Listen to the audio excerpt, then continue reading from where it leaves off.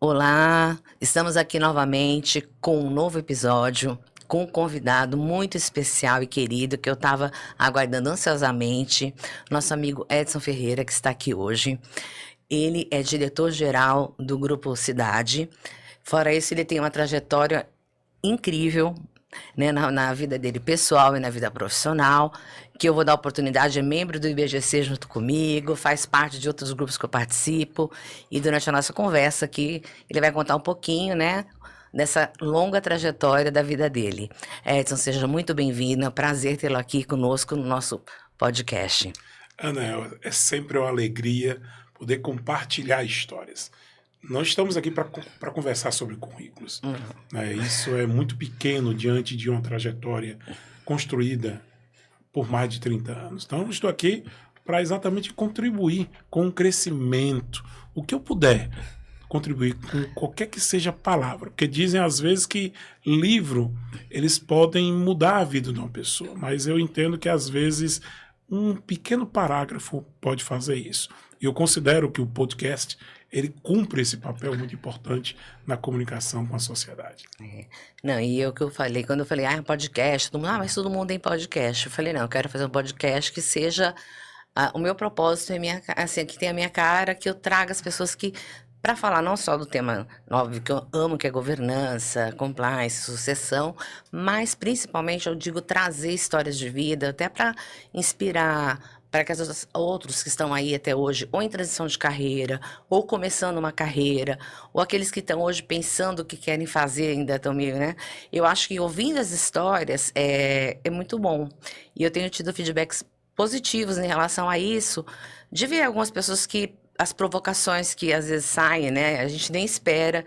Então, quebrar tabus em algumas Perfeito. entrevistas, né? Então, você, quando eu estava, falei, não, Edson tem que trazer para entrevistá-lo, porque, enfim, Gentileza. por tudo, né, Edson? Acho que é importante aí. E, Edson, eu vou te fazer uma pergunta. Você é nascido aqui no Ceará mesmo, Sou né? cearense, Total. né? Totalmente cearense, mas eu tenho aquela, por ter sou um pouco acima, a minha altura é um pouco acima, além de alto, eu sou um pouco mais largo, digamos assim, mas eu sou nascido aqui no Ceará, meus pais também são cearenses do interior, são lá de Itarema, de Acaraú, aqui do Eita, estado de caramba. Ceará, então eu sou de uma família integralmente cearense. Total, né? Mas você já viajou muito, eu tenho certeza, pelo mundo todo aí, já, você tem a cara de aqueles que viaja bastante, viu? A viagem, Gosta de ela, com aproveitar, certeza, né? Até conhecer. porque as viagens, elas nos proporcionam. É muito simples falar só experiências, mas eu gosto de falar de aprendizados mesmo. Né? E como é que você aprende numa viagem? Você aprende até mesmo no momento que você tem com seus filhos, com a sua esposa. Né? O aprendizado não é só no local, é na trajetória, é durante o percurso. E às vezes não é tão simples assim. Você sair de casa, a viagem começa no momento que você planeja, e quando você vai até para o aeroporto, se você não se controlar ali, a viagem muitas vezes ela pode se tornar um grande transtorno. Então, quando eu falo viagem, eu envolvo todo o espectro, né, familiar, emocional, relacional, financeiro, porque requer muito planejamento. E sim, assim, é pouco provável, eu não conheço ninguém que diga eu não gosto de viajar. Né? Não. Então, viagem realmente é uma coisa muito positiva, eu sempre me esforço ao máximo de conhecer vários continentes. E eu falo que deixa as memórias e recordações, né? Mais Ah, do com que certeza. você tá tirando uma foto ou não, aquilo fica, né? Que você falou, é um momento com você ou com a sua família. Então não tem igual, né? Eu digo que realmente o que mais, para mim, é marcante. Eu sempre gosto de conversar com quem tá no local, eu gosto de trocar ideias, porque eu falo, eu quero aprender onde eu estou, né? Eu sou curiosa, sou daquelas que curiosa, quero saber por que, quanto tempo tá. E eu acho que isso é o aprendizado, né? Ah, Eu acho que isso é importante pra gente, e né? se eu puder falar de duas viagens muito especiais, eu não vou falar aqui Paris, eu não vou falar Londres, eu vou falar, sabe o quê? A Amazônia. A Olha, Amazônia, para mim, foi uma experiência assim, esplêndida, e o outro foi o Pantanal. Então, eu estou falando de viagens dentro do nosso próprio país. país. Né? Eu não estou desmerecendo, então, um pouco dizendo que não seja importante, mas nós temos tantas riquezas dentro do nosso país e muitas vezes elas não são ditas, né? Eu poderia, eu conheço Paris, eu já conheço o Catar, já fui para isso. Não, não, não. Eu conheço a Amazônia. Eu tive o privilégio de adentrar e conhecer um pouco da experiência até indígena. Então, são esses aspectos que eu realmente valorizo de uma experiência de uma viagem. Ah, mas isso daí, quando eu olhei pra você, eu falei, o Edson é dos meus também, viu? Também gosto assim, viu? Edson, a gente vai falando um pouquinho aqui agora, que a gente falou da sua trajetória, né, e liderança na comunicação, que eu digo que tem muito o que falar, mas eu queria que você dissesse assim, que não é pouca coisa, é muita coisa, né? Mais de 30 anos aí, né? Como é que você vê, qual foi o momento mais transformador na sua trajetória? E assim, que você percebeu que mudou a sua visão também de liderança, quando você começou, você comentou, foi trainee, né? Como é que você foi essa sua Isso. trajetória, o momento mais importante e a sua visão como liderança? É tão gostoso falar sobre esse tema, e principalmente quando a gente fala de trajetória. Não existe nenhuma trajetória linear. Não existe isso, né? Então, só que eu estabeleci alguns marcos para a minha vida profissional desde o momento que eu comecei a trabalhar na primeira empresa e foi num grupo de comunicação. E naquele dia eu gostei, eu me identifiquei com a temática, com o mercado, com o conhecimento, com a mídia, com a comunicação. E eu comecei a estabelecer alguns marcos. Obviamente, os marcos sempre buscam a busca por melhoria profissional. Só que ela não vem automática. Eu sou de uma geração onde os ciclos eles eram mais longos. Para você ocupar uma cadeira de gestor, você tinha que estudar muito. Não só estudar, você tinha que ter um aspecto, o que se fala muito, hoje eu não gosto muito dessas expressões midiáticas, de hard skills ou de soft skills, eu não sou muito afeito, né? Você precisa de competências em todas as áreas. E ao fazer isso, como marco, eu posso dizer que a grande virada na minha vida foi quando eu entrei de fato no Grupo Cidade de Comunicação, no qual eu me tornei diretor. Eu assumi uma grande empresa, e principalmente uma empresa tradicional, uma empresa que vai completar 50 anos. Aí você sente o peso da responsabilidade. Não só o peso, e você automaticamente se cobra.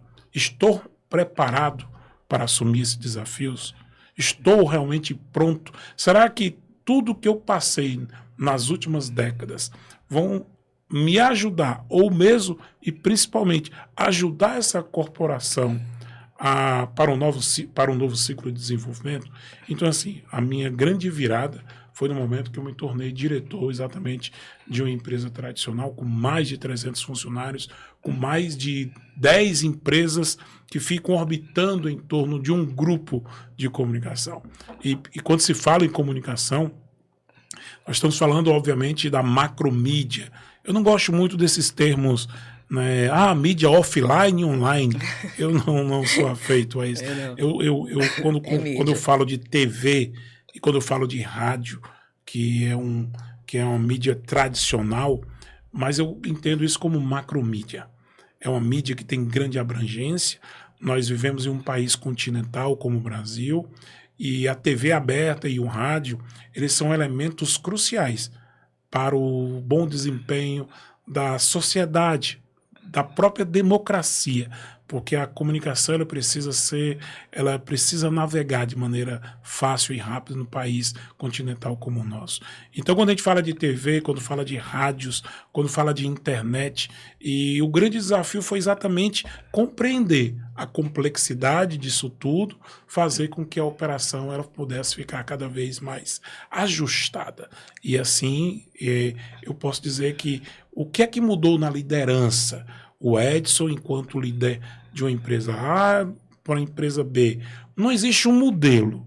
Não posso dizer, leia esse livro que isso vai lhe tornar melhor. É um conjunto de competências que você adquire não apenas nos livros, mas nas conversas, no dia a dia, dentro de casa, nos seus relacionamentos afetivos, nos seus relacionamentos profissionais. Ou seja, é muito complexo se tornar um líder, até porque a liderança é um exercício, né, que se diz muito, é um exercício solitário. Eu não, pelo contrário, eu já entendo a liderança como algo que precisa ser construída coletivamente, que as dores, as suas, as nossas e de muitas pessoas que estão escutando e vão acompanhar esse podcast são similares. Então nós precisamos trocar experiências. E algo que de fato me ajudou muito nesse processo de desenvolvimento enquanto líder foi a universidade. Até porque eu também sou professor universitário. E aí, conciliar a vida de executivo e o magistério do ensino superior, eu disse, sim, foi um grande desafio, porque eu tive que muitas vezes sacrificar tempo de qualidade com a minha família, porque eu saía às 7 horas da manhã para dar aula e chegava 23 horas. Meus filhos já estavam dormindo. Mas ali tinha um objetivo, tinha uns marcos a serem alcançados. Então isso me preparou. A sala de aula, como professor, eu posso dizer, me moldou. Quando eu falo professor de graduação de uma grande universidade como é a própria Unifor, no qual eu fiquei na graduação por mais de 17 anos, na sala de aula convivendo com gerações as mais distintas, com divergências cognitivas. E isso sim me tornou um líder melhor, de saber lidar com essa complexidade de relacionamento. Então, veja só, então, eu tenho uma vida executiva, onde você aprende, você treina, você se prepara para ser líder. Mas no exercício, eu pude experimentar o exercício da liderança dentro da sala de aula, né? E isso para mim foi muito bom e eu tive condições de trazer muitos exemplos. E é muito gratificante quando eu encontro um ex-aluno hoje, né? E esse aluno lembrar o meu nome, lembra o meu nome, lembra o conteúdo. Lembra da aula que deu. Lembra da aula. E, ou seja, você faz parte do processo de construção de uma sociedade. Então, veja só, então quando falamos de liderança, nós não estamos falando de coisas simples, né? Por isso que eu sempre digo, quer ser líder? Esteja pronto a aprender, seja multidisciplinar. Fuja, existe muita a conotação de bolhas, né? Não viva só a sua bolha. Não sente sempre nas mesmas mesas. Busque outras mesas para que você seja provocado, que você entenda de outras temáticas e principalmente que você seja confrontado com as suas ideias. Porque nem sempre você estará certo, o que é normal. É aí o que eu falo que é o poder da escuta, né? É onde você acha que, mesmo, tanto como professor e como diretor, eu acho que isso também é um desafio, né? Você falou, será que eu estava preparado para isso, né? A gente nunca sabe se está preparado, Nunca. né? Então, e nunca a liderança realmente vai ser uma coisa linear, porque cada empresa tem o seu DNA. Exato. Então, eu comento que às vezes você está numa empresa que é super tradicional, ao mesmo tempo você está numa outra empresa que todo mundo a maioria é home office, vai trabalhar de bermuda. Eu passei por essa transição de empresas e é difícil, você tem que saber se moldar, né? E é o que você falou, a liderança não se impõe. Você tem que conquistar, você conquista. Exatamente. Então, isso é fundamental, assim, que você disse para mim, faz total sentido, né? E aí, falando um pouquinho, né, do Grupo Cidade, que é hoje um conglomerado, como você disse mesmo, de mídia, né? Eletrônica aqui do nosso Ceará. Eu falo que é nosso Ceará porque eu já sou cearense, né? Eu creio. Como é que você vê, então, liderar essa estrutura toda que você disse, tem mais de 300 colaboradores, são várias empresas dentro de um grupo, né? E um mercado tão desafiador e dinâmico como está, principalmente da época que você assumiu para agora. Como é que você vê isso? É uma história tão bacana, Ana, que eu posso relatar, até porque eu sempre digo que a maneira de se consumir mídia mudou drasticamente. Veja só, nós estamos aqui num podcast, né? E o Brasil é um dos maiores consumidores de podcasts do mundo. Talvez o ouvinte não saiba disso. Então, um podcast, nós é uma das ferramentas que nós também incorporamos dentro das esteiras de soluções de um grupo de comunicação. Então, o que é que eu estou querendo dizer com isso? Liderar essa empresa multidisciplinar, que tem a TV, e a TV, por incrível que pareça, ela ainda é um grande motor de comunicação no Brasil. A TV, como eu disse anteriormente, dentro de um país continental e que ainda produz um conteúdo de qualidade, que o Brasil nós temos uma TV aberta e com conteúdo de qualidade. Óbvio que eu não assisto TV. Será? Grande parte da população ainda continua assistindo TV. E a média Ibope do estado do Ceará, principalmente Fortaleza, é de 5 horas e 20 minutos. Então veja só o consumo diário que nós temos. Então o que é que eu estou falando? Eu estou falando de um grande motor de comunicação. Mas na outra ponta, eu tenho que olhar as transformações que estão acontecendo. Então eu não posso fechar os olhos e dizer, não tem um movimento novo. Tem sim, só que é um movimento que aí, obviamente, é um movimento de plataformas digitais, das big techs, que eles não são vilões. Eu entendo que eles vêm para somar, no sentido de facilitar com que a informação ela chegue de maneira mais rápida. Eu lembro do episódio das Torres Gêmeas, 2001, foi 2001, setembro de 2001, onde a informação ela não tinha a velocidade de acesso. Você acessava pela internet, mas ainda a internet discada, e você tinha que esperar à noite, ou um jornal, ou uma rádio, para que aquela informação ela fosse, de fato, verificada. Hoje não. Hoje vivemos um mundo da celeridade, e a grande dificuldade entra na governança da informação, Ana. O desafio começa hoje essa curadoria. Então, hoje, quando a gente fala de grupo, a gente está falando de multiplataformas. Nós estamos falando de multicanais, de públicos distintos. E o grande desafio de um grupo, que, como eu disse, ele vai completar 50 anos, é integrar todas essas plataformas. Porque não existe mais um veículo voltado para as grandes massas. Hoje nós focamos em nichos mercadológicos. Nós temos rádios extremamente nichadas, como a Rádio Fátima. Por outro lado, temos rádios qualificadas, como Atlântico Sul. Temos outras voltadas para público somente jovem, adolescente. Então, assim, veja só como falar de comunicação, falar de mídia, hoje no Brasil, que o Brasil ele é referência.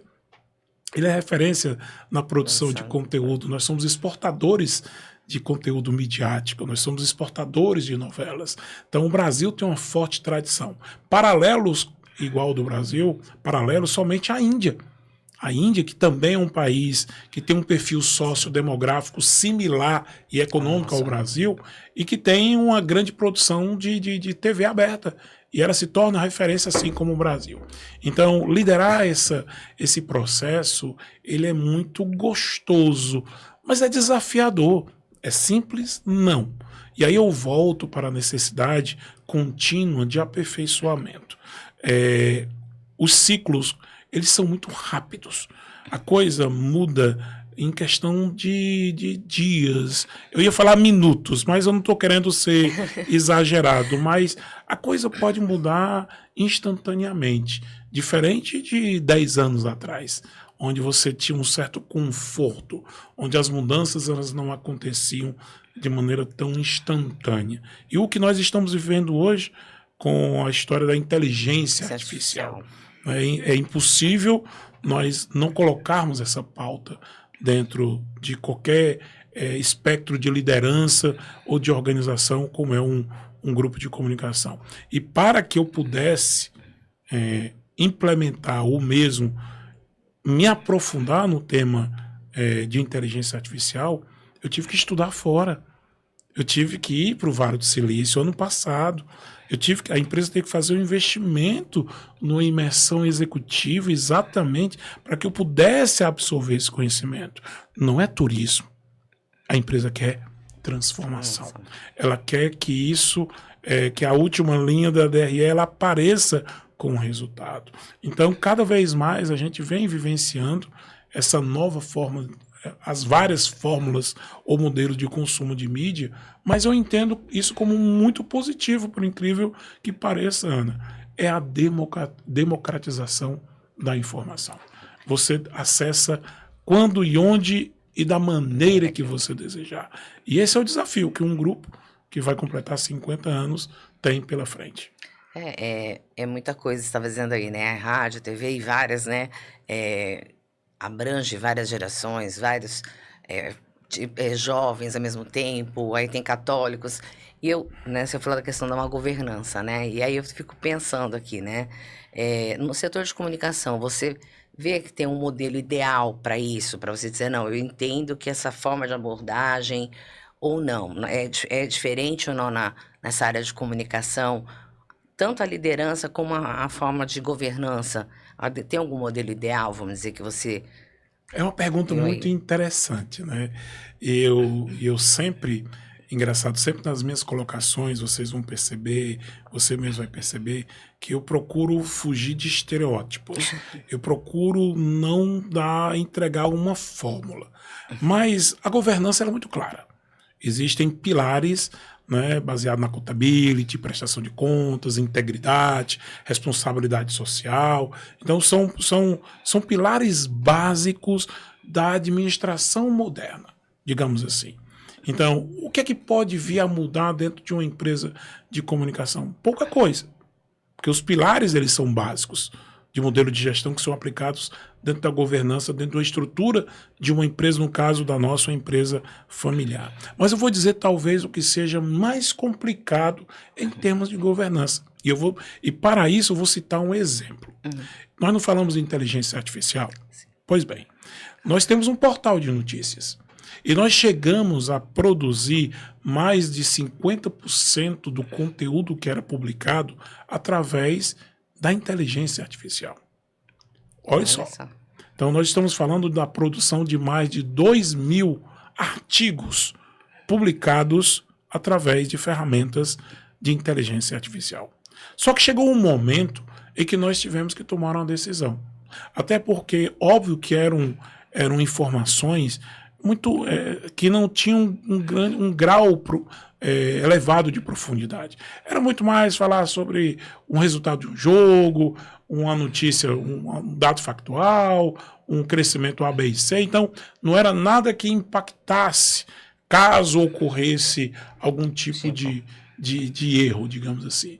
E nós, inclusive, calculamos a taxa de erro das informações. Ela chegou a menos de 1%. Mesmo assim, olha só, mesmo assim, nós optamos em descontinuar, dada a necessidade da curadoria, dada a necessidade da governança da informação.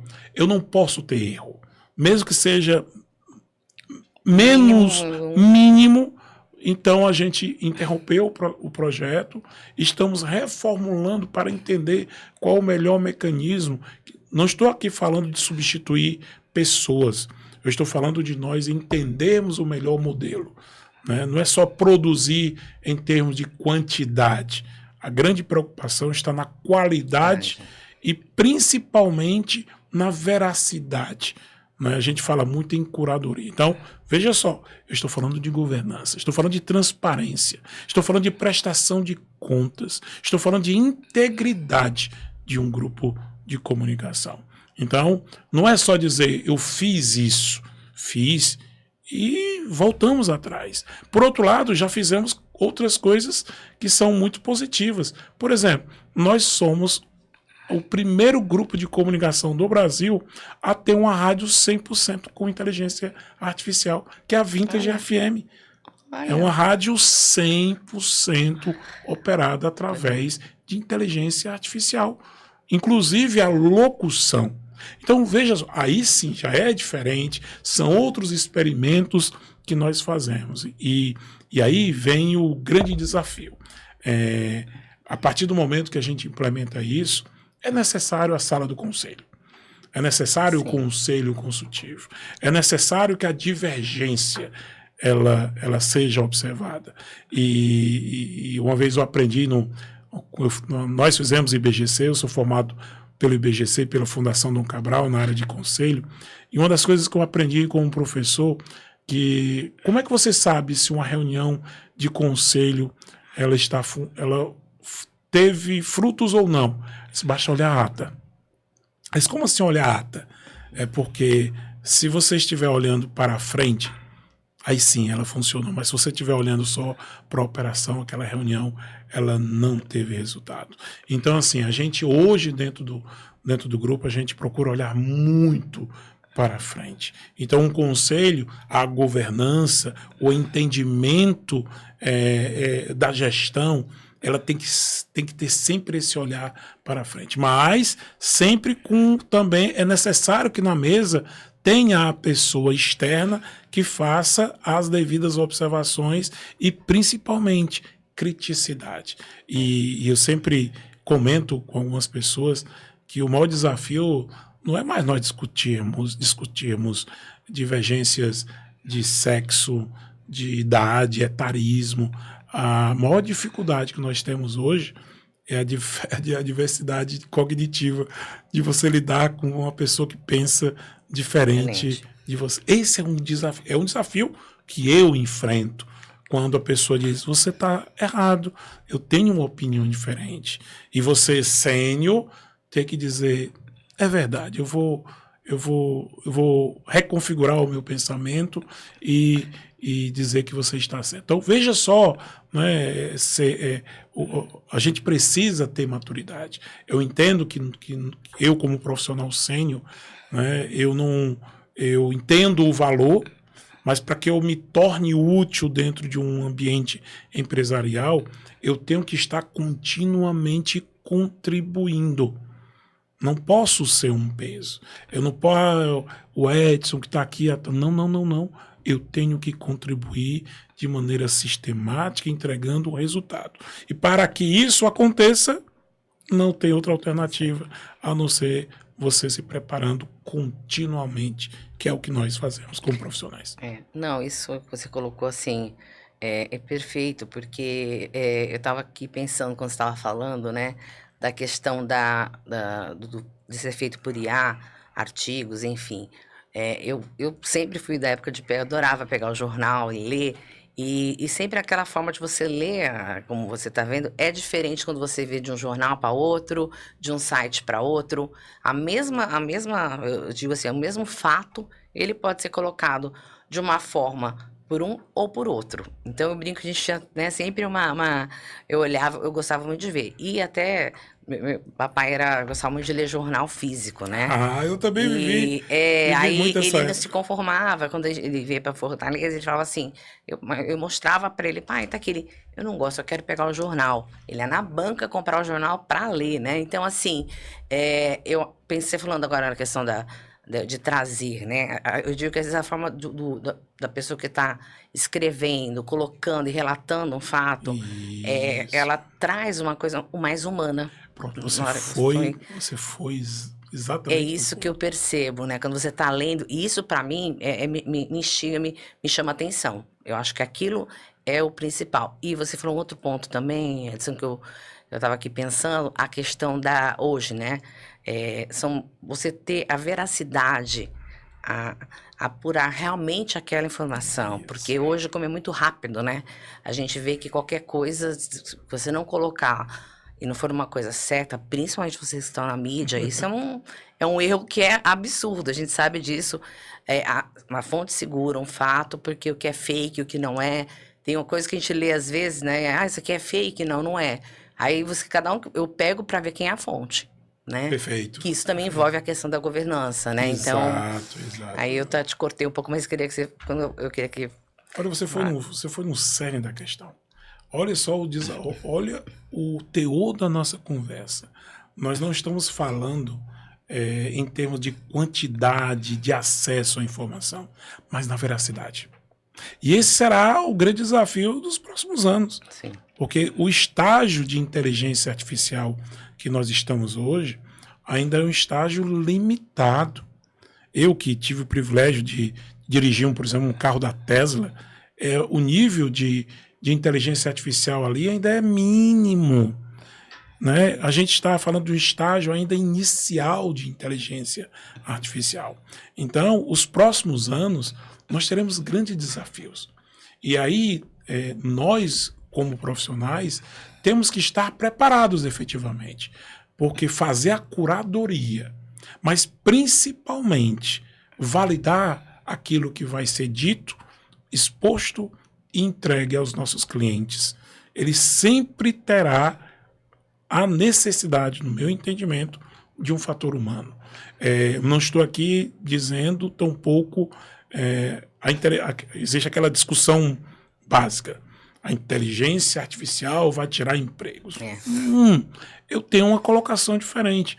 Na verdade, ela vai tirar o emprego daqueles que não souberem utilizar de maneira produtiva e efetiva a inteligência artificial.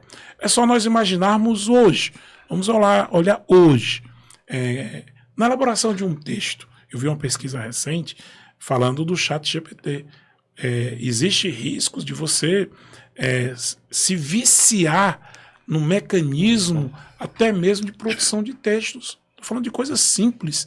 Então, os seus neurônios, né, as suas sinapses neurais, elas estão sendo delegadas a uma máquina. E você muitas vezes deixa de pensar. Né? Isso tem risco, as pesquisas mostram, risco de você se tornar mais letárgico. A palavra talvez seja essa, né? Em termos de cognição. Então, nós temos que ter cuidado. Fato. Então, a gente está falando hoje, já temos e já podemos observar alguns impactos. O que dirá quando essa inteligência ela for pura? Quando de fato a inteligência artificial superar a inteligência humana? Aí sim teremos grandes desafios pela frente. Porque aí, será que nós seremos... eu não estou aqui, né? De que maneira nós seremos manipulados em nossos pensamentos? Porque muitas vezes a gente assiste a um vídeo, se isso é fake ou não. Um vídeo produzido. Né? A manipulação ela é muito perfeita hoje, o que dirá daqui a alguns anos. E o que dirá das informações. E aí eu volto mais uma vez, né? Da necessidade contínua de curadoria. A certificação de que aquilo é de fato verdadeiro. Não, é impressionante você falando, porque eu vejo meu filho falando, mamãe, isso aqui, só põe aí no chat, é facinho. Eu falo, na minha época, fazia trabalho de escola, eu brincava que, tipo, eu gostava de ler, pegar, copiar trechos, ler para poder, porque é um conhecimento. Você está fazendo um trabalho, fazendo um artigo, alguma coisa, você está estudando e aprendendo. Então, eu falo que graça tem, eu colocar lá, vai trazer para mim.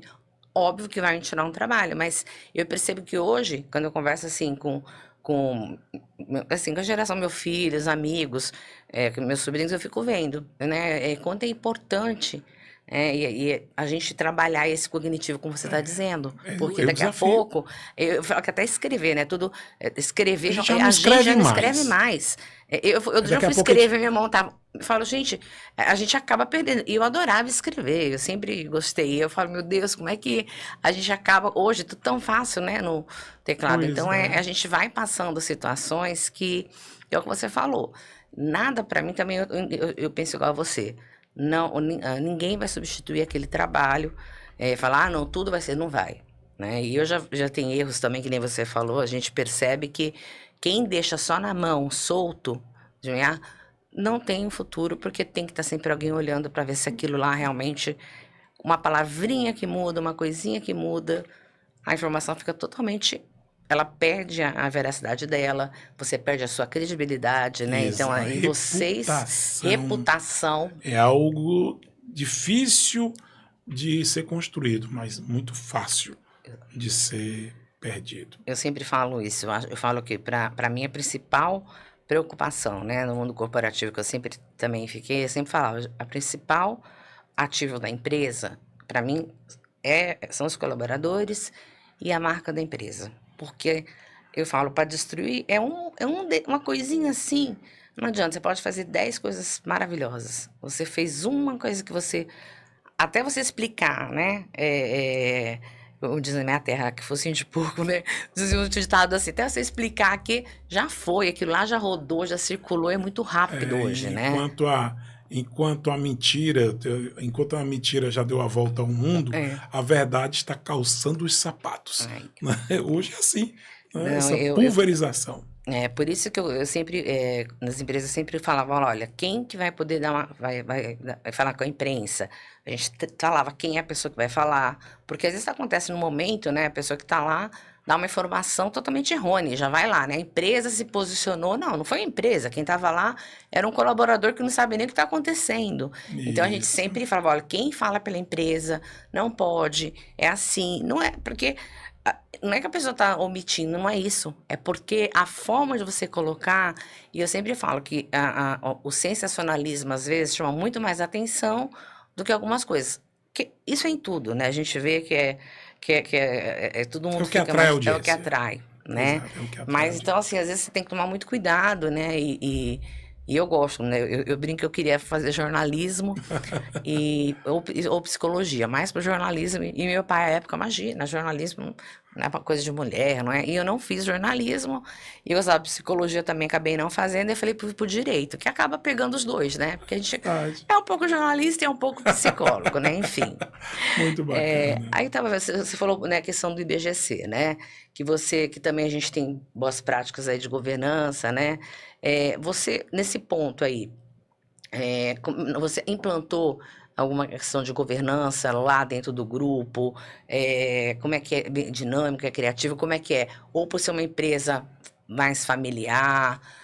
Mas assim, como é que é isso para você? Olha, Porque você não é, você está como executivo e não como conselheiro, né? Então, ou isso, seja, você está sendo exatamente. avaliado pelo conselho. Então, assim, Isso. como é que é isso? Você que é nem diga, né? Dom Cabral, IBGC. Ah, mas eu posso, Aham. já tranquilizando, né? Quando eu faço parte, como eu disse, de uma empresa tradicional. Uhum. E 90% das empresas familiares hoje no Brasil, elas são Sim. familiares. E tem um fato curioso, eu acredito que muita gente que esteja escutando, acompanhando, não saiba. A empresa familiar em atuação mais antiga no Brasil é uma empresa cearense. É o Olha, Grupo Teles. Não é? nossa. É o Grupo Teles que tinha a marca Ipioca, que Sim, foi vendida. Né? Então, eu tive o privilégio de fazer um curso com a família, com o seu Everardo Teles, sim. junto com os filhos. Então, veja só. Então, estou falando de um processo de capacitação. Eu também tive o privilégio de contar com a participação do presidente da empresa, Miguel Filho. Nós fizemos juntos o programa de desenvolvimento de conselheiros. Então, o que é que eu estou querendo dizer com isso? Eu vou voltar aqui algumas casinhas 7 anos atrás. Eu fui contratado pelo fundador da empresa, Dr. Miguel, que infelizmente, poucos meses depois, veio a falecer. E como a grande maioria das empresas, o processo sucessório, ele nunca é colocado na mesa. Não era só lá, hein? E a grande maioria Sim. das empresas familiares. Né? E aí veio um fato muito doloroso que foi a partida breve do fundador. E aí entra um momento crucial, né? Que é qual caminho a gente segue? Para onde a gente vai? Já que não tem um manual de boas práticas, Não tem. pronto, não tem qual é o manual que a gente segue. E aí sim, entra efetivamente a governança familiar, os acordos, né, tudo que é feito em termos de governança familiar, e eu como executivo. E dentro dessa trajetória, ao longo dos anos, eu fui percebendo a necessidade de inserção de um dos sócios no entendimento efetivo da prática da governança. Não era só o executivo sendo guardião, como se diz, das boas práticas. Eu necessitava naquele momento que um dos sócios, no caso o presidente, ele tivesse também essa compreensão. E assim ele teve essa iniciativa juntamente comigo de nós nos aperfeiçoarmos na compreensão prática. Primeiramente eu fiz o curso do IBGC e, como eu disse, posteriormente eu fiz o outro curso juntamente com ele na Fundação Dom Cabral, com foco efetivo no desenvolvimento de conselheiro. Então, hoje, a gente começa a, digamos, colher os frutos. Olha só, 7 anos depois, a gente começa a ver elementos, né, efetivos de transparência, elementos efetivos na busca da integridade de uma organização, na busca da responsabilidade social. É tão bonito falar isso no discurso, mas vai colocar em prática. Né? É tão bonito colocar isso no texto, no LinkedIn, mas vai exercer isso no dia a dia dentro de uma organização que tem muitas décadas. Né? Eu não estou falando de todo tipo de empresa. Então, sim, é muito interessante, é muito desafiador, e hoje a gente exerce, como eu disse, como eu acabei de dizer, anos depois a gente começa a colher frutos. Não existe essa coisa, mais uma vez, não existem fórmulas mágicas, não existe uma coisa que você vai aprender no final de semana e na segunda-feira, vou implementar e vou mudar o rumo. Óbvio que existem milagres corporativos, mas normalmente eles não são assim. São trajetórias, são rupturas, são entendimentos, são acordos, são muitas etapas a serem construídas dentro de uma estrutura familiar, de uma estrutura de gestão, de uma estrutura de acordos entre sócios, né, a história da propriedade. Então, tudo isso entra na esfera de uma empresa tradicional. E assim, eu acho que você, né, primeira coisa é quando a empresa, o próprio fundador, no caso, que veio a falecer, mas quem veio a suceder, ele buscou isso, né? Buscou na prática e implantar mesmo, porque tem muita empresa que fala, tem práticas de boa governança, mas na prática você não vê que é isso mesmo. Só diz lá que tá bonitinho, mas não é, né? Eu brinco que tem um conselho, que é um conselho... eu falo assim, gente, essa empresa, cadê a ata mesmo, né? Não tem ata, não tem nada. Né? Aí fala, não, eu tenho um conselho. Tá, se reúne como é que é? Enfim, mas diz que tem, mas que na prática não existe. Isso, né? Então, e aí eu entendo que, né, por ser uma transição de uma forma ou de outra, com tantas mudanças, né, dentro do processo sucessório, que nem você falou, acordos e tudo mais, né, é muito mais desafiador ainda, porque você tem que lidar com várias coisas ao mesmo tempo, e te pegou de surpresa, porque você foi contratado e logo em seguida a pessoa que o contratou, né, o fundador, veio a falecer, mas mostra mais uma vez que você está aí até hoje, e olha o quanto que você já deixou sua marca, está deixando a sua marca, né? Então, assim, essa conversa aí, cada vez mais a minha admiração vai crescendo por você. A gentileza, né? É sua, né? O que eu sempre comento. É muito gostoso conversar, mas talvez seria interessante perguntar à minha esposa. Não, eu sempre coloco, né? Aí vem um aspecto, aproveitando aqui, eu tomei uma decisão pessoal, de ter os meus próximos 30 anos, os melhores anos da minha vida, Ana. Olha só que interessante. Né? E a partir do momento que eu falo isso, a pessoa, mas como assim? Isso não é uma decisão simples, porque ela envolve aspecto financeiro, e aspecto profissional, espiritual, familiar, saúde mental. Então são tantas esferas que eu tenho que trabalhar dentro da minha vida, mas eu tomei essa decisão no passado. E para isso eu tive que buscar mentores, eu tive que buscar terapia, eu tive que buscar outros elementos que compõem a minha vida profissional para que me auxiliem nessa jornada pelos próximos 30 anos. Até pelo aspecto de longevidade que naturalmente a população, através da própria ciência que vem auxiliando na longevidade. Meu pai tem 90 anos e é ativo. Minha mãe tem 85 anos e é ativa. São privilégios? Daqui a 10 anos será um privilégio nosso. Daqui a 30 anos será um privilégio nosso. Nós vamos vivenciar essa realidade produtiva na alta maturidade. Só que a gente tem que começar a se preparar agora. Por exemplo, eu tenho que perder peso, fato. Isso é um processo de conscientização. Não é simplesmente eu fazer uma cirurgia. Né? Eu preciso primeiro fazer uma cirurgia. Mudar a cabeça, né? Na minha cabeça. Então, mindset, né? Eu estava evitando falar essa palavra, mindset. É o mindset. Mas sim. Mas eu gosto de dizer dessa reconfiguração. Esse grande reset, né, que eu preciso trazer para a minha vida. E eu falo isso com muita tranquilidade, né, porque eu tenho um apoio familiar muito forte. A minha esposa é uma grande auxiliadora, porque o fato de eu me tornar um executivo como sou hoje, eu preciso ter um apoio familiar. Eu preciso ter a confiança e a dedicação dos meus pares. Então, sempre coloco a minha esposa dentro dessa esfera, porque sem ela, eu não teria chegado onde eu cheguei hoje.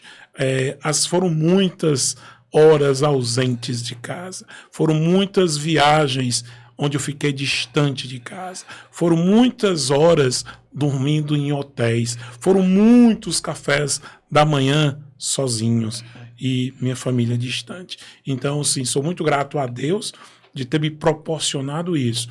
Mas isso, como eu estou comentando, eu tenho que já começar a construir esses próximos passos. Eu estou vendo ali acabei olhando para você, vi ali um livro de um grande líder, que é o pastor Luiz André, que ele escreveu um livro, A Zona de Desconforto.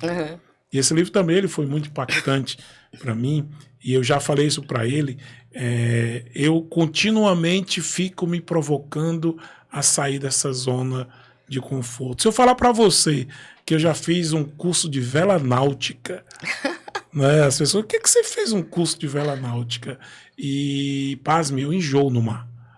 Né, eu enjoo. Não vou comprar um iate, não é isso. Eu estou me provocando a ter novas habilidades, novas competências, novos entendimentos, me sentar em outras rodas de conversa.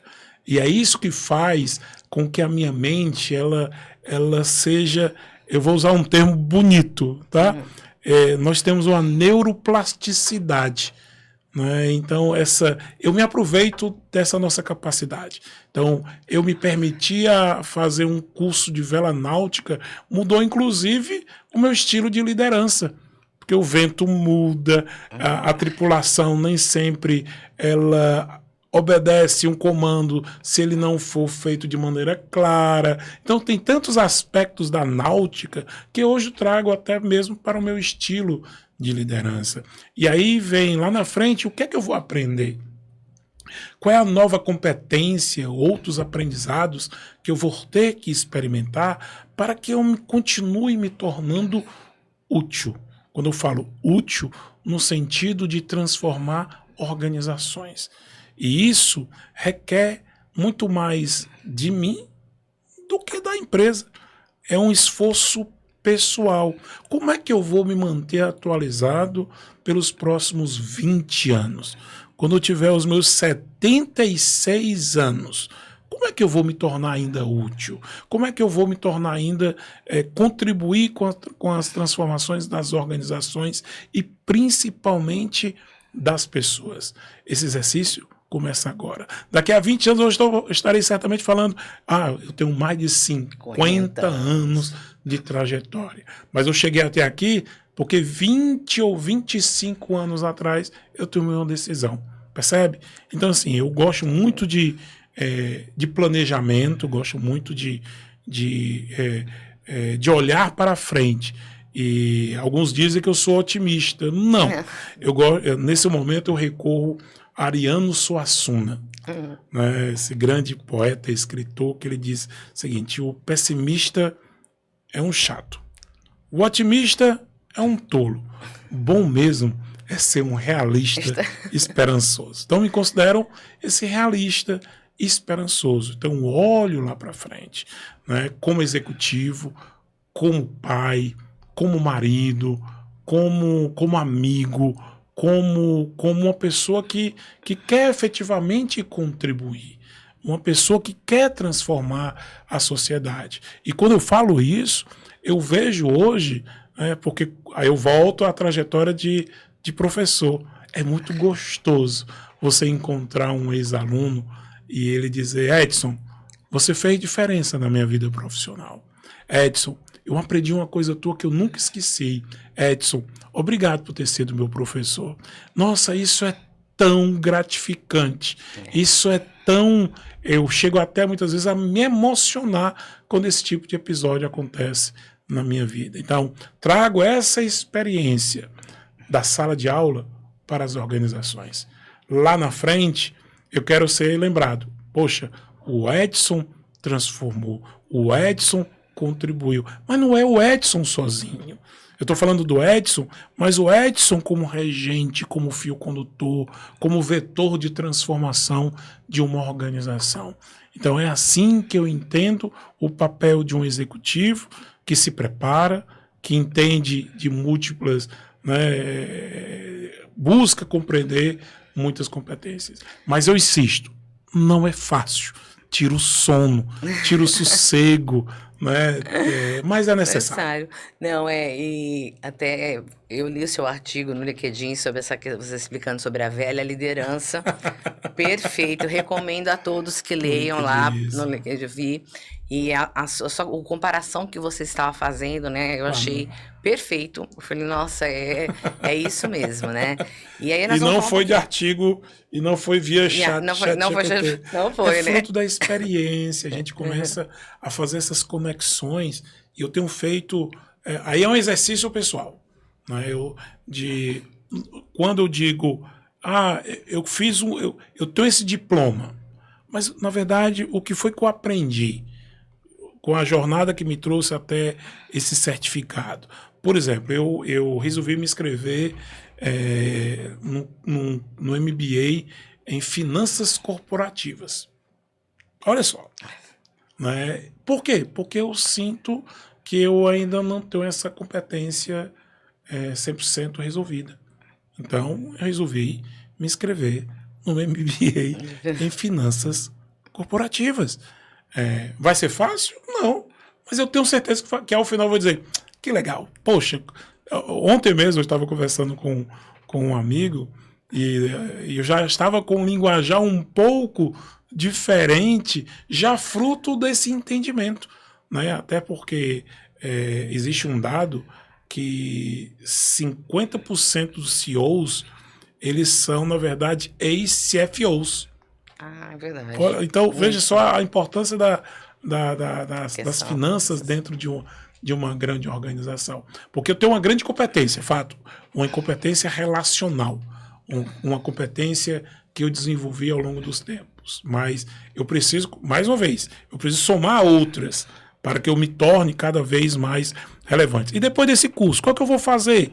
Daqui a 10 anos, qual é o curso ou uma atividade ou um hobby que eu vou desenvolver para que a minha mente, que tem essa neuroplasticidade, continue ativa, né? Continue ativa no sentido de contribuição, né? De contribuição para os meus pares.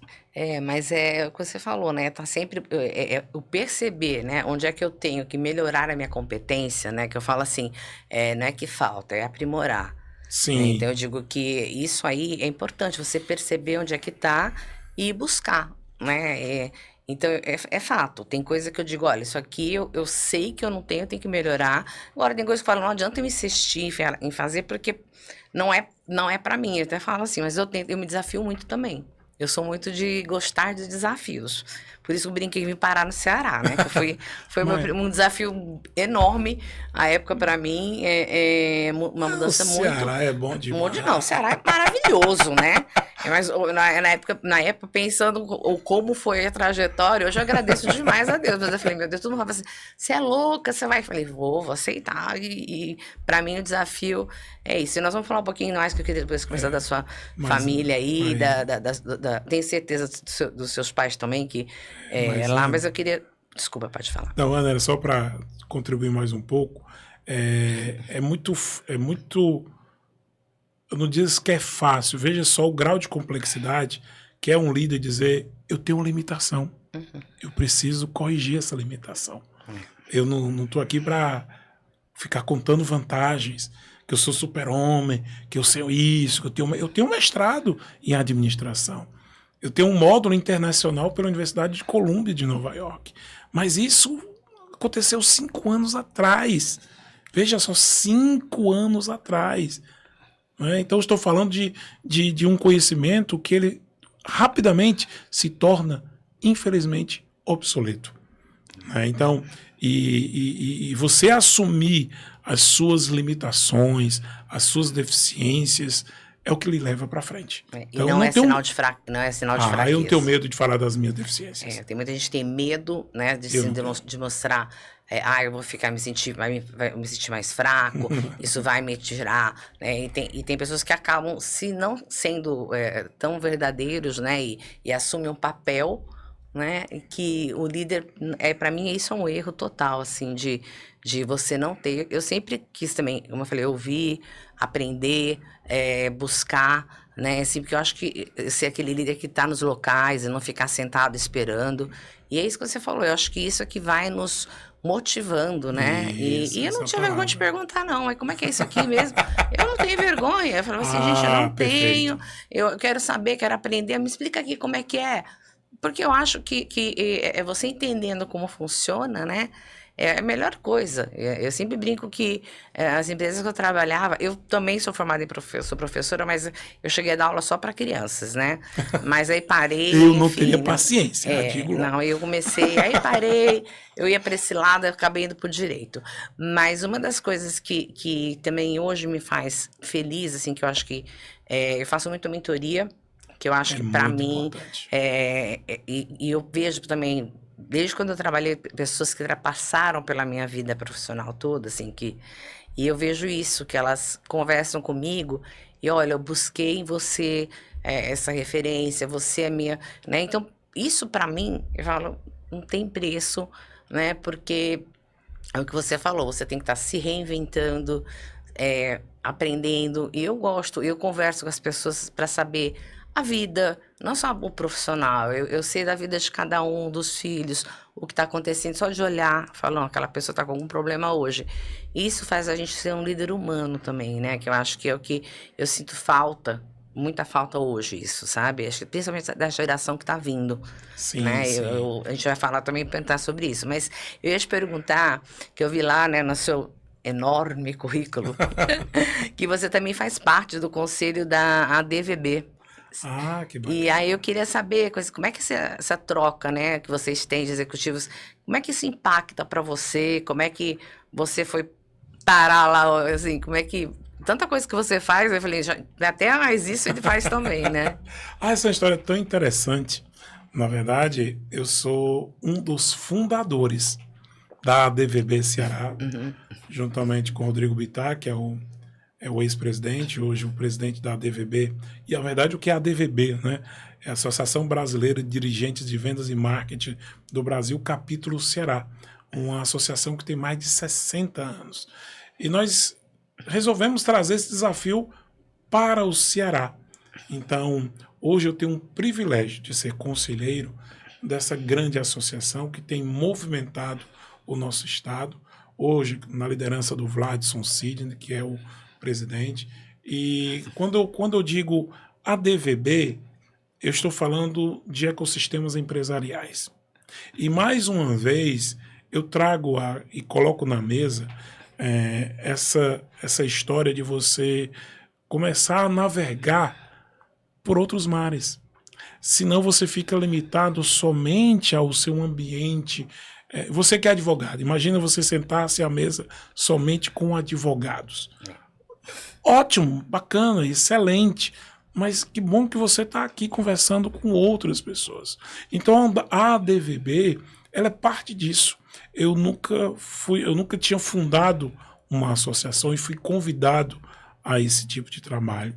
E hoje quando vejo o resultado, a movimentação, mas principalmente a contribuição que ela tem dado ao ambiente de vendas e marketing do estado do Ceará é gratificante. Pronto. Agora você começa, as pessoas começam a entender, né? É muito mais de legado do que simplesmente de entregas. Não é simplesmente, é um legado. Então, hoje, quando eu vou para um evento da DVB, é algo que realmente me deixa muito feliz por tudo que tem transformado. Mas, por exemplo, hoje eu fui para o almoço, e eu fui para um almoço com o pessoal da CDL Jovem. Então, veja só, eu chego lá nesse ambiente, eu me sinto provocado, eu me sinto na necessidade de me conectar àquelas pessoas, porque são pessoas bem mais novas do que eu, mas eu estou naquele ambiente e eu não me sinto desconfortável, pelo contrário, eu me sinto acolhido, eu me sinto respeitado, eu me sinto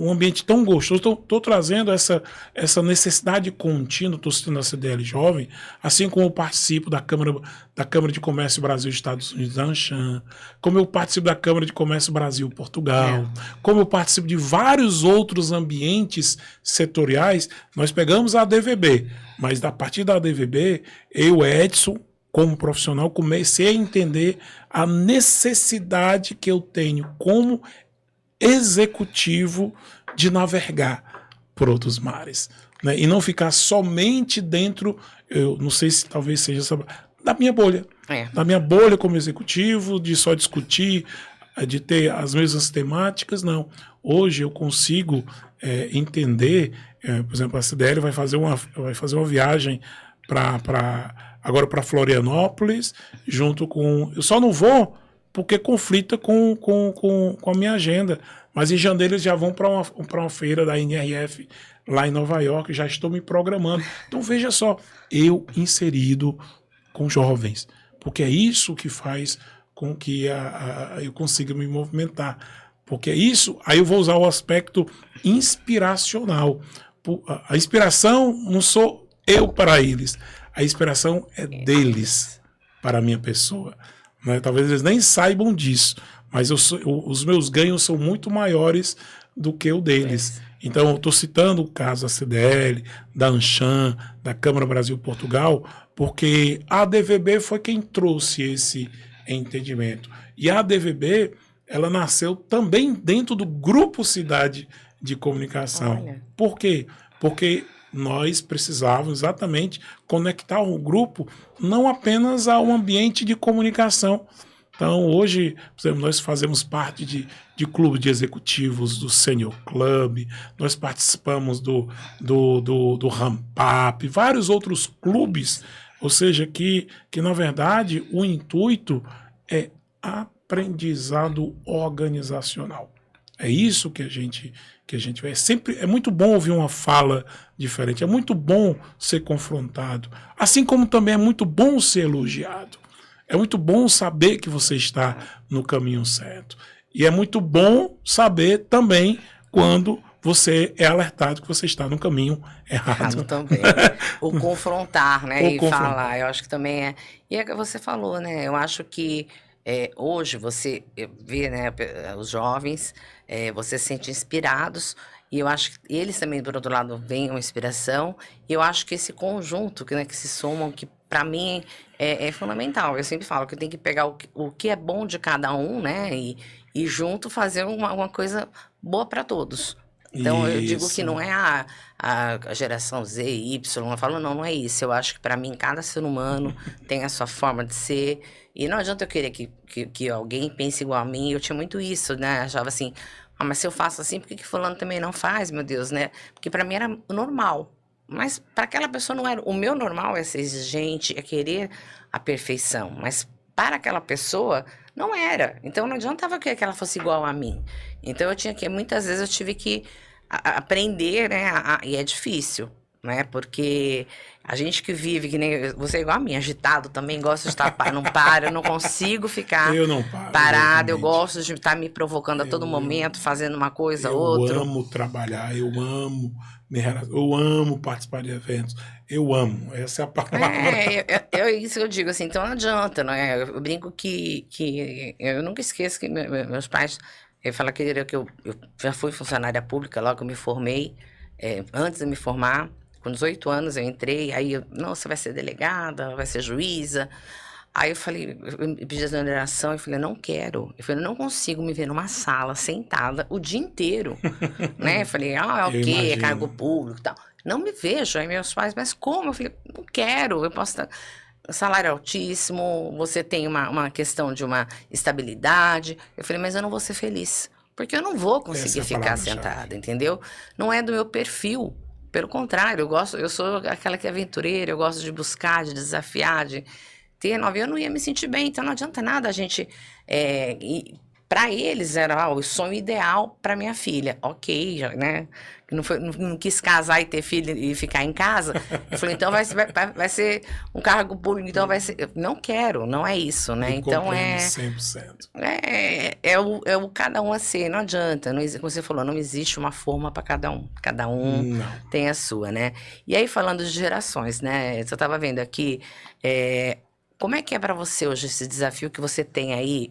Você deve ter, né? Com certeza, líderes dentro da empresa, que é tradicional, mas elas são ao mesmo tempo de gerações diferentes, né? Vamos dizer assim, que é, assim, ela é inovadora em alguns pontos, né? Mas ao mesmo tempo ela é tradicional. Você já falou um pouquinho sobre isso, mas como é que é você hoje tendo uma liderança que é, vamos dizer assim, mais jovem dentro daquela geração, com a mesma liderança que já é mais tradicional, que vem daquele outro modelo que nós, né, estamos acostumados, enfim. Como é que é isso hoje para você dentro do grupo? Posso usar alguns clichês? Pode. Né? Você pode tudo. Se você, meu amigo, tudo que você pedir, tá Eu vou certo. me permitir usar alguns clichês. O papel do líder é formar outros líderes. Sim. Isso aí é uma condição necessária. Eu só serei considerado um bom líder à medida que eu formar uma outra liderança ou outras lideranças. Então, isso é uma condição que eu entendo como necessária para que você possa trabalhar com várias gerações ou vários perfis dentro de uma organização. Um outro critério que eu tenho eu só gosto de trabalhar com pessoas mais inteligentes do que eu. Fato. As pessoas que hoje trabalham comigo, eu afirmo, são mais inteligentes do que eu. Isso é muito bom. Né? Lá eu não sou o mais inteligente. Lá eu sou o líder que conquistou o seu espaço através da inteligência. Mas a necessidade de uma construção de uma rede que faça com que a organização funcione, ela não depende só de mim. Ela depende da alta gestão, dos sócios proprietários, da cultura organizacional, que vem descendo para a diretoria e que é espalhado em termos de cultura para os demais funcionários e para os demais líderes. Então, resumindo de maneira muito, muito prática, como eu disse, usando um clichê, uma organização dessa só funciona à medida que eu tenha outros líderes cuidando dos seus liderados. E essa não pode ser uma atribuição isolada. Isso é algo que precisa ser replicado. Mas eu sempre digo, é fácil falar. Na prática. É tão bonito dizer isso, né? Mas é um desafio necessário dentro das organizações. Como disse, o grupo ele tem mais de 300 funcionários, dos perfis os mais diversos possíveis. Né? O nosso presidente é muito jovem, né? Ele tem menos de 50 anos, fala vários idiomas. Até brinco com ele que ele conhece mais de 120 países. É uma das poucas pessoas que eu conheço que meu Deus, conhece 120 países. Mas eu estou contando isso porque isso é benéfico para a organização. Esse aspecto multicultural, esse aspecto de interligação de culturas, de contextos, de entendimentos. Veja, do dono da empresa que viaja, e eu soube que, por exemplo, ele vai viajar agora para a China novamente, e ele sabe intuitivamente, mas eu já disse isso para ele, quando ele vem, ele traz na sua bagagem essa experiência para a organização. Então, eu posso afirmar de maneira muito categórica, o grupo hoje é o que é, graças a esse aspecto multigeracional, multicultural e diverso. Porque é isso que faz com que a nossa empresa seja uma empresa plural. Porque o público é plural. A sociedade é plural. A sociedade é diversa. Então isso parte da família, do presidente. Né? E isso é replicado. Replicando e é escalando, replicado né? por mim. Né? O começo da nossa conversa foi falando de viagens. E eu estou falando agora que a viagem que o presidente da empresa faz reflete na cultura da organização, reflete no dia a dia. Essa é a gestão. Essa é a gestão que a gente efetivamente tem na prática. Gestão feita por pessoas, por líderes que são exemplo. Não é o que a gente aprende muito nos livros, né? Líder, mas o exemplo, aquele líder que inspira, né? O líder que inspira. Então, por exemplo, eu me inspiro. Né? Eu quando eu olho, eu me inspiro, porque aquilo me faz procurar ser um profissional melhor. Imagina você trabalhar com uma pessoa que sabe o nome de todos os funcionários.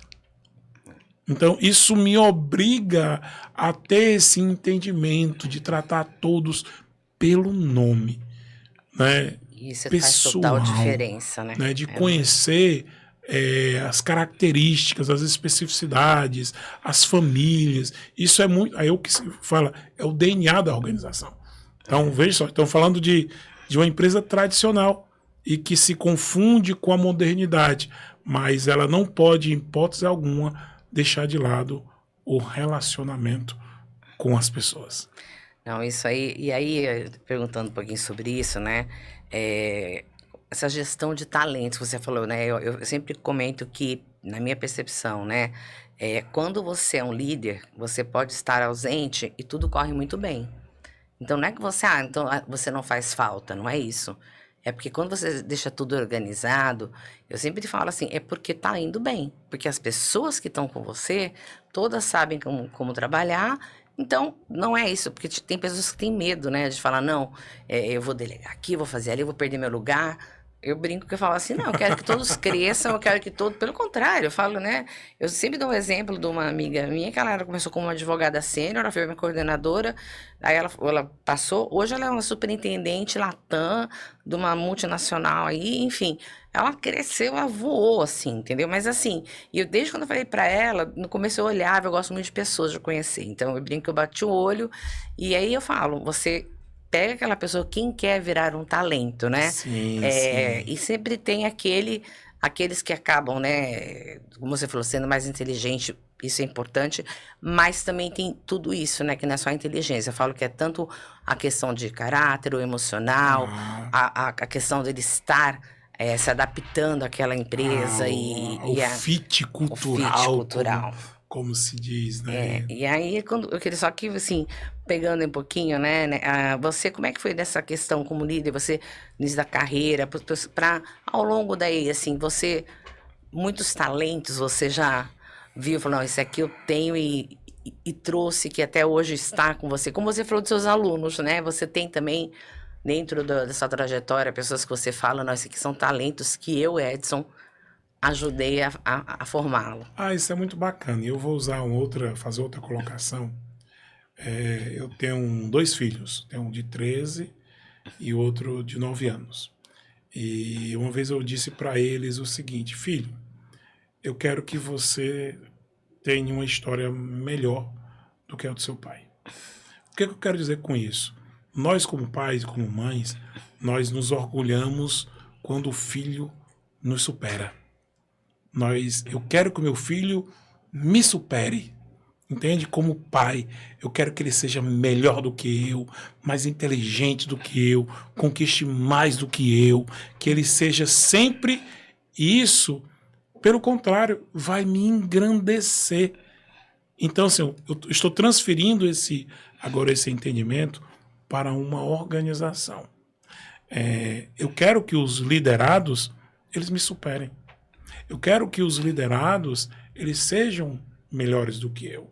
Muita gente já passou pela ex-alunos, né? Inclusive tive ex-alunos que fizeram muito sucesso e hoje estão em grandes organizações, amigos.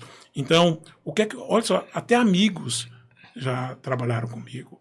Então, o que eu estou querendo dizer é que é muito simples dizer isso, mas o líder honesto é aquele que se permite ser superado.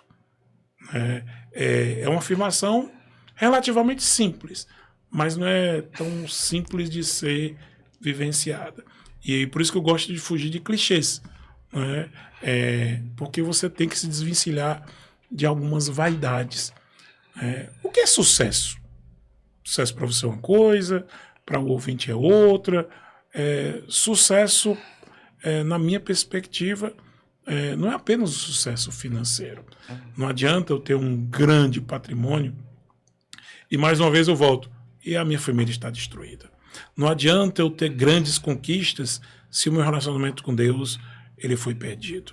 Não adianta eu ter grandes diplomas se a minha reputação ela foi destruída. Então, falar de talentos é construir esse entendimento.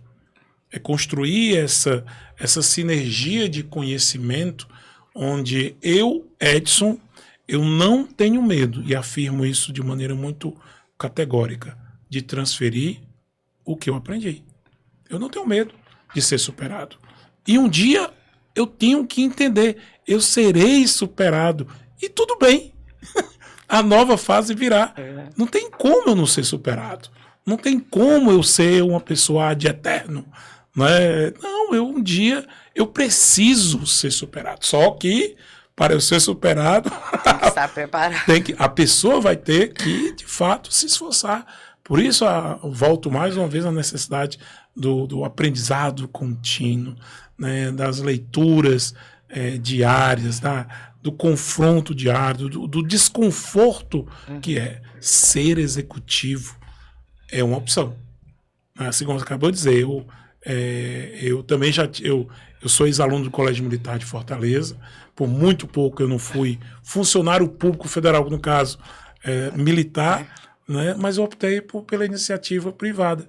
E hoje sou muito feliz por toda a minha trajetória, por tudo o que foi construído. E aí você tem que olhar para o seu entorno. O que adianta eu ser bem-sucedido na minha perspectiva se no meu entorno tudo na organização está destruído? Não vale a pena. Né? E aí entra acho que é a terceira ou quarta vez que eu falo essa palavra, é o legado. O legado é o grande ativo que um líder ele necessita ter no seu LinkedIn. Eu falo, quando você deixei um legado, eu falo que é onde você, para mim, eu falo, fiz meu papel. E aí, Edson, a gente falando de equilibrar, você falou agora, né, de Deus, você falou da sua família, como é que esse resultado, né, com bem-estar e desenvolvimento humano, que a gente fala assim, dentro de uma estrutura tão exposta como é a mídia que você tá, né? Todo mundo sabe quem é o Edson, né? Eu brinco que nem você falou, é o Edson, você tem teu sobrenome ligado à empresa. Então, você tá mais exposto do que nunca a um outro tipo de executivo de uma outra empresa. Sim. Como todos nós estamos no mundo corporativo, mas no seu caso, por estar, né? Enfim, como é que é isso aí para você, nesse sentido? Para você equilibrar e, como você disse, eu tenho que ter... você falou muito bem, meu caráter, tudo que eu digo, você falou o que você tem que ser, a qualidade, mas isso, como eu falei, é difícil às vezes, porque você está muito exposto, né? Então, qualquer ato falho, que eu digo, né? Eu brinco que isso pode gerar um impacto muito maior do que qualquer outro executivo. Né? É engraçado, como eu estou há mais de 30 anos nesse ramo, eu nunca tive medo de exposição. Eu nunca tive medo de exposição. E uma coisa que eu...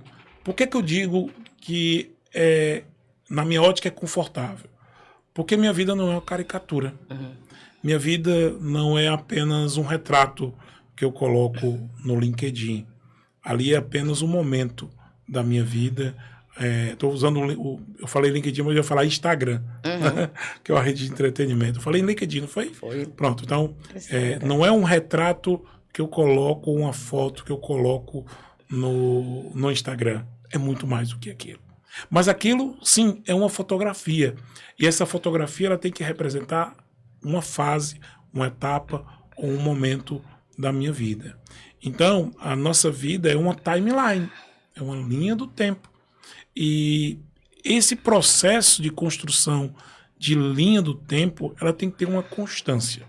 Aí eu volto a dizer, equilibrar esses pratos, né, não é tão simples.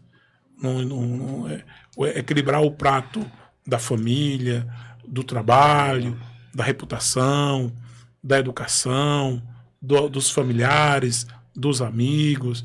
Sempre haverá talvez um que esteja desequilibrado. Aí caindo, vou lá. Né? Pega. Por exemplo, eu hoje acordei com saudade da minha mãe. Poxa, tem dias que eu não vou na minha mãe. Né? Eu estou muito focado no trabalho. Minha mãe já é idosa, eu preciso dedicar tempo a ela, aos meus pais. Então, equilibrar tudo isso é um exercício. Né? Essas esferas elas precisam continuamente serem observadas. Mas, insisto, é necessário uma rede de apoio. É necessário que você tenha amigos, é necessário que você tenha os seus mentores, é necessário que você tenha aquelas pessoas na qual você possa confiar. Eu normalmente, todos os meses, eu almoço com os meus mentores. Eu almoço com os meus amigos. Eu já estive em restaurantes mais badalados da cidade na hora do almoço e eu falando com um grande amigo meu e mentor, e eu comecei a chorar e ele também começou a chorar num restaurante bem badalado e as pessoas, o que é que esses dois rapazes estão chorando, né? Eu sabia, o que está acontecendo, o que está acontecendo, né? Mas são as dores compartilhadas, são os momentos vivenciados. Então, eu insisto, essa grande rede de apoio, e eu começo com o meu pilar familiar, com a minha meu núcleo familiar, a minha esposa, os meus filhos, e eu vou criando as raízes, os meus pais, os meus amigos, né, os meus relacionamentos. Então, assim, é gostoso. Né? Uma vez eu ouvi de um amigo, né, que ele é economista, e ele disse o seguinte: o que é que ele mudaria na vida dele, ele profissional de grande sucesso? Eu vou até dizer, o Geraldo Luciano, uma vez. Sim. O Geraldo Luciano, uma vez, ele estava numa palestra em algum evento e alguém fez uma pergunta. Ele também é conselheiro, né? Sim. Aí fizeram a pergunta: doutor Geraldo, o que é que você mudaria na sua. O senhor, como grande economista, líder de grandes. CFO de grandes empresas, tal. Eu concentraria mais o meu aprendizado em gente e menos em economia. Então, aprender sobre gente. Né? E eu gosto de gente. E eu gosto de relacionamentos. Eu gosto de fazer isso daqui que eu estou fazendo. Né? De compartilhar, de conversar, de trocar ideias, de aprender, de reverberar conhecimento. Enfim... Isso, ser gente. O ser gente, é o que você falou lá, né? E aí você já tinha dito, né, que em algum momento você teve que abrir mão, né, da sua, vamos dizer assim, da sua família para a questão profissional. Ainda abre, né? Mas você falou uma coisa da sua mulher que eu achei interessante, né? Porque eu sempre digo, né, que a gente sempre tem alguém... Né, hoje na conversa que eu tive com a Patrícia, com todos que eu passei, sempre falo, eu tenho meu parceiro ou minha parceira, né? Então, diziam, fazer o ditado, que sempre num grande homem existe uma grande mulher por trás. Mas eu digo que não, é ao lado, né? Eu sempre falo isso, é ao lado, não é o atrás. Como também é um parceiro, né? Hoje, eu também, na minha vida, se não fosse ter realmente alguém apoiando, a rede de apoio, é fundamental para nós, né? Então, você falou ali que tem momentos ali, né? Já vi que você falou que gosta de fazer aula de vela. Então, você tem essas coisas que você busca o seu equilíbrio emocional também, né? Busco. Isso é muito bom No eu saber, né? próximo final de semana, eu vou novamente para Jericoacoara.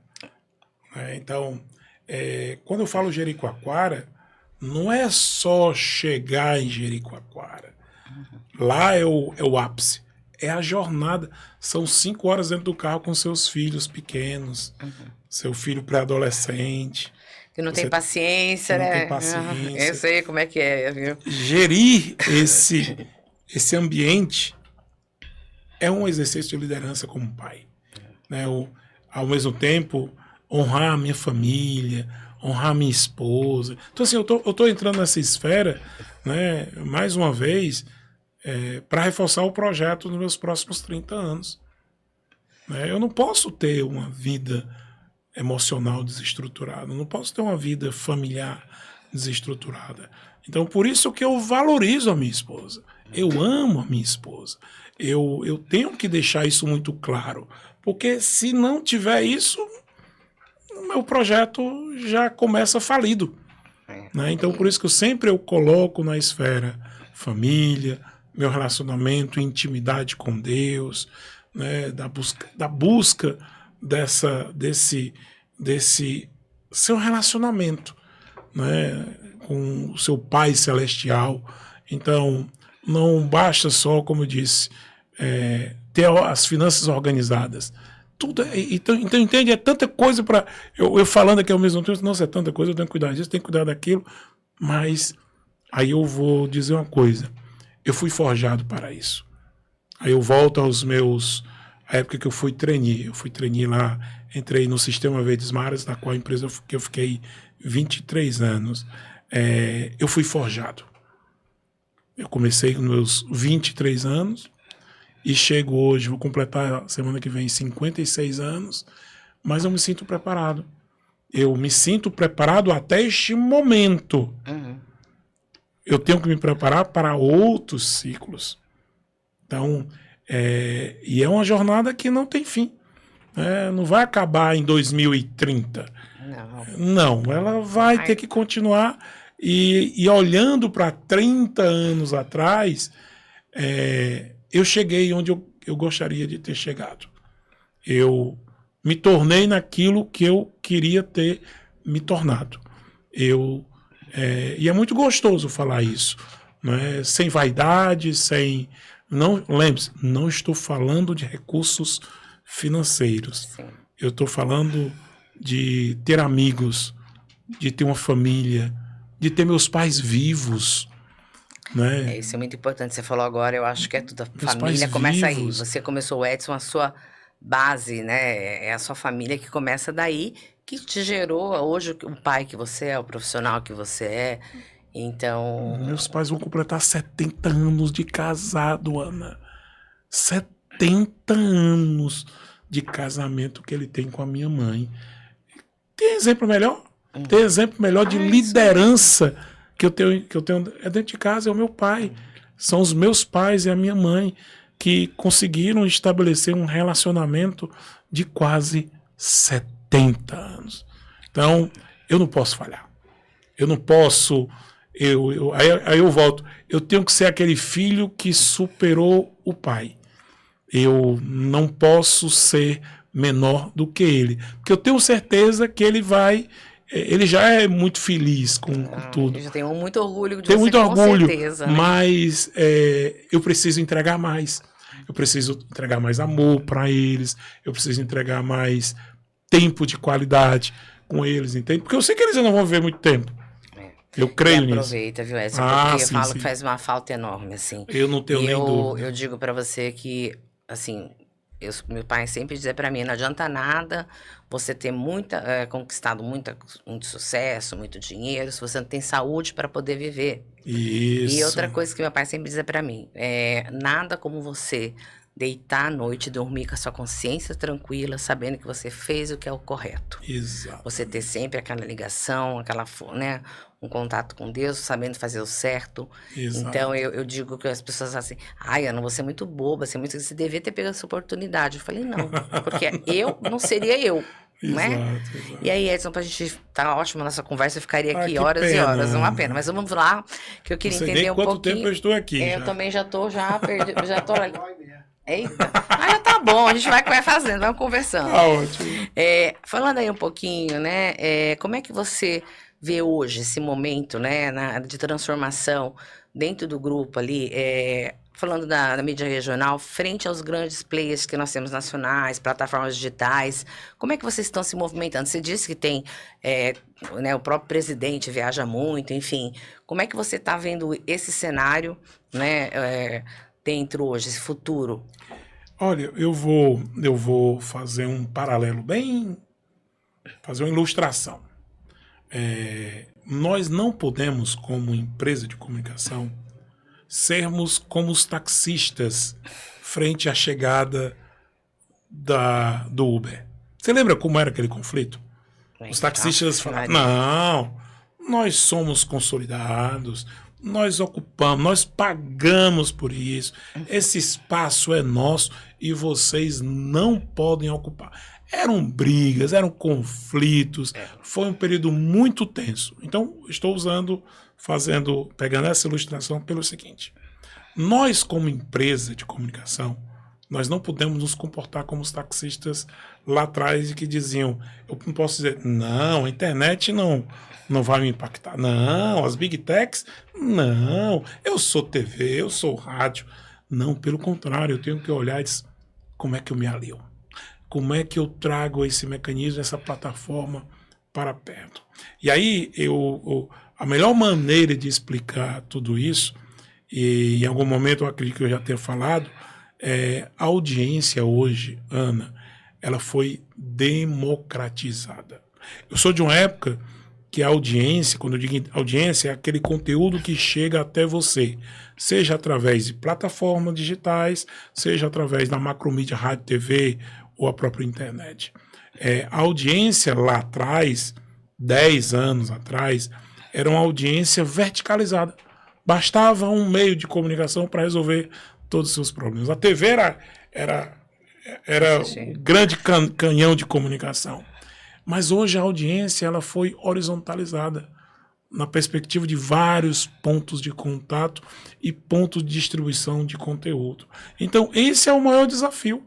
A esteira ela se ampliou, os mecanismos se multiplicaram e o que eu vislumbro para o futuro é uma integração e uma sinergia cada vez maior. Aí a gente volta mais uma vez.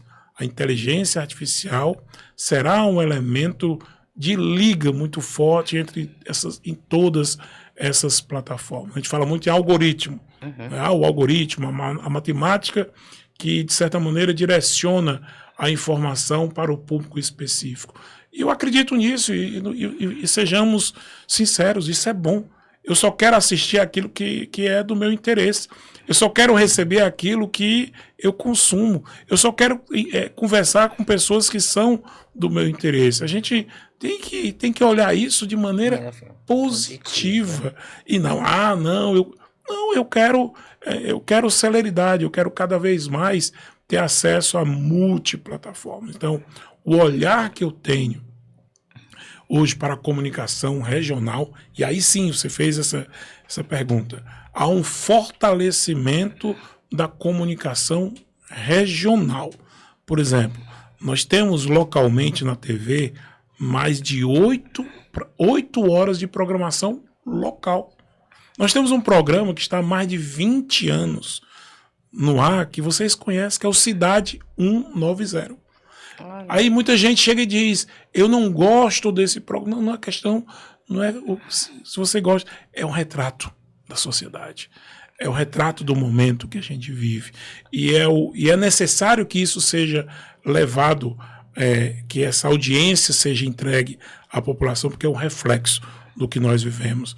Mas isso não é entregue apenas na TV. Esse conteúdo ele reverbera em todas as plataformas, democratizando, mais uma vez, utilizando essa expressão, essa audiência. É o multi-device, né? É a TV, é o rádio, é o smartphone, enfim, são tantos caminhos, é o podcast, são tantos caminhos, e a tendência aí, lá na frente, eu entendo que nós teremos tanta multiplicidade de meios de informações que teremos que criar um mecanismo que consiga unir e, mais uma vez, trazer confiabilidade naquilo que eu estiver sendo impactado. Porque o algoritmo vai trabalhar, beleza, ele vai lhe alcançar, ele vai entregar aquilo que você quer, mas será que aquilo que você está recebendo realmente é importante, é verídico e é valioso para você? É assim que eu vislumbro um futuro. E eu vejo assim, um ponto aí que você colocou, né? Eu fico imaginando a imparcialidade também, que eu acho que é um ponto que é complicado, né? Porque você achar um equilíbrio de ser imparcial, né? Porque é tanta, hoje em dia principalmente, né? Enfim, você tem que tomar muito cuidado em tudo que você vai colocar e falar e a forma de colocar, né? Que isso aí, vai lá, tá vendo? Tá favorecendo ao outro, então tem que tomar a questão da imparcialidade, na questão da governança, principalmente para vocês. Eu estava pensando que você falando agora, eu falei, é um desafio, viu? Mas enfim. Edson, aí você falou agora de uma questão, eu vou te fazer 2 pontos que eu vou te perguntar aqui, para a gente finalizar aqui, que eu queria entender um pouco. Você tem, primeira coisa que eu ia te perguntar, dentro dessa trajetória até hoje, aqui, algum arrependimento que você fala, não, eu deveria ter seguido de uma outra forma, um outro caminho? E eu também queria que você desse, né, um conselho para quem está nos ouvindo aqui hoje, né? Que conselho que você daria para quem está nessa carreira de liderança, principalmente, né? Qual seria esse conselho? E você, assim, olhando assim, o que você daria de conselho ou falaria para o Edson de 20 anos atrás? Você estava falando o 30 a mais. Sim, agora eu quero saber do Edson de 20 anos atrás. Eu tenho uma frustração. E eu vou... E essa frustração, eu vou utilizá-la para uma forma de aprendizado para quem estiver escutando. A minha frustração foi não ter morado fora do Brasil, de não ter estudado fora do Brasil. Eu tentei por 2 vezes. Primeiro, eu fiz um intercâmbio em Londres e eu decidi morar em Londres, mas logo depois eu fui promovido e eu acabei declinando. E depois, eu já casado, eu quis fazer um curso em Nova York, nos Estados Unidos. Optei, então, vamos morar em Nova York, e aí minha esposa ficou grávida. Então, por 2 vezes eu tentei ter essa experiência internacional. E aí eu vou usar essa colocação, esse exemplo particular, como se eu estivesse falando para o meu filho. Eu quero que o meu filho seja um executivo global. Eu quero que o meu filho tenha liberdade geográfica, que ele possa trabalhar em qualquer parte do planeta. Então, a educação do meu filho, ela tem que ser totalmente diferente daquela da qual eu fui, e que foi uma educação muito boa, muito positiva, mas ela não pode simplesmente ser replicada para o meu filho. Então, assim, eu quero, o conselho que eu dou, o que eu faria lá atrás, Edson, insista, vá morar fora. Vá ter, por exemplo, eu falo inglês, mas eu não tenho uma fluência no idioma. Isso, às vezes, me incomoda, né? Então, meu filho já faz com que ele seja fluente, para que ele busque esse aperfeiçoamento, para que ele seja cidadão do mundo, que ele seja esse executivo global. Então, se eu pudesse falar para o Edson de 20 anos atrás, e pasmem, você falando isso, eu lembrei que eu falei isso muitas vezes na sala de aula. E eu tenho muitos ex-alunos que moram no exterior. E regularmente eu me encontro com um deles, Edson, você foi quem me incentivou. E hoje eu sou muito feliz. Tenho alunos na Alemanha, na Austrália, Estados Unidos. Em todos os continentes eu tenho ex-alunos. Então, seja esse executivo que tem liberdade geográfica, que tenha esse entendimento mundializado. Eu vou evitar a palavra globalizado, mas esse executivo mundializado, que multicultural, que entende as especificidades, as complexidades culturais de pessoas, de gente, mais uma vez a gente volta. Então, talvez esse seja o maior, quando eu digo, dessa frustração, eu transformei num impulso que eu dou para o meu filho, que eu quero que o meu filho, óbvio, siga a carreira que ele escolher, mas engraçado, de 9 anos, ele disse que quer ser comandante de navio de cruzeiro. Nossa. Né? Ele disse que quer ser engenheiro, né? Quer ser engenheiro, mas que quer ser comandante de navio de cruzeiro. Né? Que interessante, né? Mais uma vez, aí, onde ele tirou isso? Né? Isso me traz, será que eu estou acertando?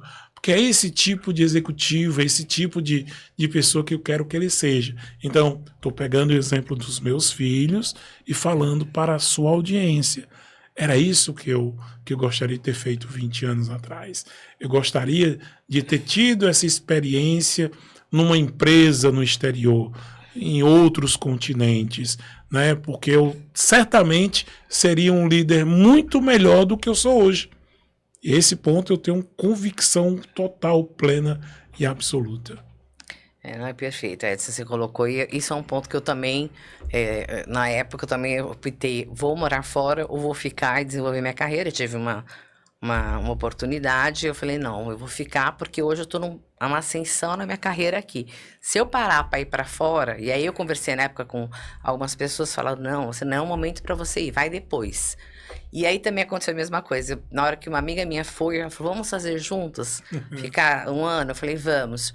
Aí eu fiquei grávida. Aí muda toda a sua vida. Tudo. Aí, mas eu acho que assim, eu sempre falo que o Edson que você é hoje é tudo as experiências, tudo que você passou, que te trouxe essa pessoa incrível que você é. Então, assim, eu acho que, eu falo também que a Ana que eu sou hoje, eu falo assim, não, eu poderia ter sido, talvez uma mentoria que eu não tive naquela época, algumas coisas que hoje a gente tem uma facilidade maior, né, que não tinha naquela época, enfim, eu acho que mudaria. Mas, o que eu sempre falo, eu penso em deixar legado, eu penso que tudo é um aprendizado. E o que vale para nós é isso, né, é sempre estar bem. Família, amigos, você ter o que trazer. E o podcast foi esse propósito meu, era trazer isso, né? Para a gente ficar não só falando a questão com o mundo corporativo, eu falei, não, isso daí todo mundo ouve.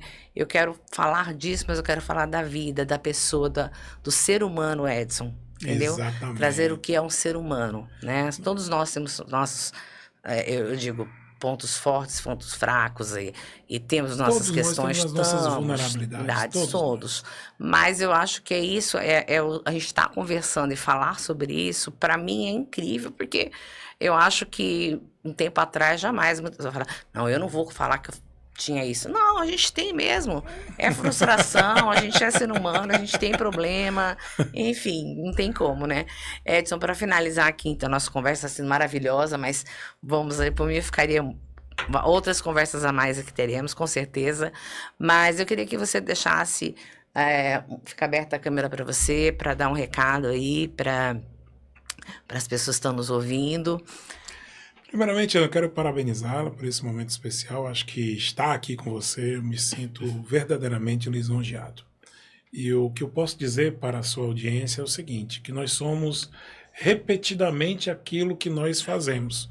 A excelência não é um feito, mas um hábito. Então, essa excelência, ela precisa ser buscada diariamente. É isso que eu posso contribuir, parabenizar você e a todo o seu público. Muito obrigada, Edson. E eu queria te agradecer, colocar à disposição. Você sabe que você tem aqui uma pessoa que te admira, uma amiga, né? Amém. O que você precisar. Amém. Deus te abençoe, que você cada vez mais tenha sucesso nessa trajetória, alegria, saúde, né? E vamos Amém. Pra juntos aí. todos nós. Vou fazer uma atividade física, vou começar a fazer, que hoje a Patrícia já falou de manhã, você falou hoje, eu tô precisando fazer uma atividade física, irei fazer. Nós. Parabéns.